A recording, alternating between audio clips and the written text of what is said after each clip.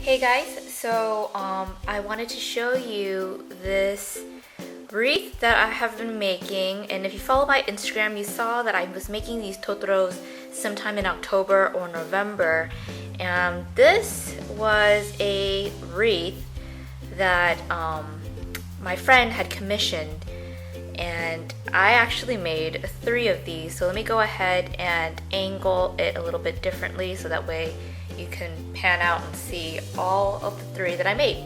Okay, so as you can see here, I have the 3 wreaths that I made, and this is probably like the most, I don't want to say it was the most complicated needle felting project that I've done, but it was the most laborious because there was 3 of them in a single commission, and the flowers themselves were very tedious to make them, and the other thing that was super tedious was just the wreath itself. I had used I probably used like 4 pipe cleaners within this one wreath alone, just to reinforce, to make it a little bit more stiff, and to maybe make it a little bit larger. But the wreath itself is just like, it's not that big, it's like the size of my hand spread out, and the wreath itself, I had used brown yarn, acrylic yarn, and wrapped it around the pipe cleaners, so that way it created a kind of like a look of a tree branch. The flowers that I had used are pastel colors, and I had glued in pearls. And here I had made a little star to hang in the center. At first I was thinking of making a heart, but my friend wanted a star instead, so I made those. And each one is a little bit different. I just started making flowers just randomly in batches of 4 and 5 in each color, so not all of them are exactly the same. So this one has a piece of yarn that is hanging off of the wreath, so these 2 can be hung off of the wall. But this one does not have one because the commission is from my friend, and my friend wanted 3 made so that she can give these to her friends. And one of her friends possibly does not want to poke holes in her wall to display it. So what I got instead, I got this little wooden easel, like miniature easel from Daiso, and more than likely we're just gonna have it displayed like that, and that's really cute as well. So I don't know if I'm ever gonna make any more unless somebody asks for a commission to be made of this, because it was something, I mean, I like the overall look. It's very, I mean, if I had the time and the motivation, I would probably make more and just keep one for myself as well. But since this was like for my friend and it was a part of her commission, yeah, I wanted to put in a lot of effort for that. But if it's just like for me myself, like I'm like, I could always make one later on, but I doubt it. So unless somebody commissions for it, yeah, I don't think I'm ever going to make another one. But I'm really proud of the end product and how it looks overall. So yeah, if anybody wants to commission me to have this made, just keep in mind it takes this took a while for me to make. So yeah, so that's just one of the things that I've made in the past couple of weeks. Hey guys, so this video I'm just going to show you some of the crafts and charms and things that I've made in the past several months. I know it's been a long time since my last charm update, and technically with all of the things that I'm going to show, it's actually not even everything. A lot of it I've already sold off of Etsy, and with some of these things that I've made, they are some of the last ones, and currently I'm taking a bit of a break in terms of needle felting. So I don't know when I'm going to have a chance to restock some of the needle felting items, but it's not going to be forever. Right now I'm just going to focus more on polymer clay, and that may take like, several weeks. I don't know just yet. Depends on how soon I can get through all the things that I plan. So for the first items that I'm going to show is these needle felted monkeys. They have a little tail. So I made several of those, and they have not been posted on Etsy just yet, but once I do, I am going to include these plastic shrinky dink kind of brooches along with each of the purchases. So these are just coming as freebies with the inclusion of purchases with the monkeys. So they come in different, coloring styles and things like that. So those will be picked at random for anybody who chooses to purchase them. And then the next is a needle felted brooch of a Totoro. And it's really soft, very cute. The next item, now this is the last one that I have. I made, I think, like about 4 or 5, and so this is the last one that I have of the piggy. And I also have another version of the pig, which is on this little, I don't know what you call it, a little wire stand, and it's a flying pig. And it kind of wiggles around if the table wiggles around. It's really cute.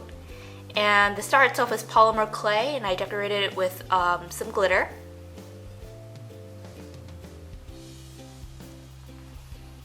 So cute.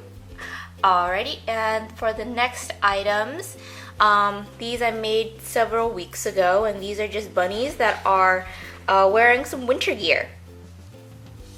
So they're nice and snug in their little winter coat, a little winter hoodie, and it's decorated with some pearls and some miscellaneous deco stuff.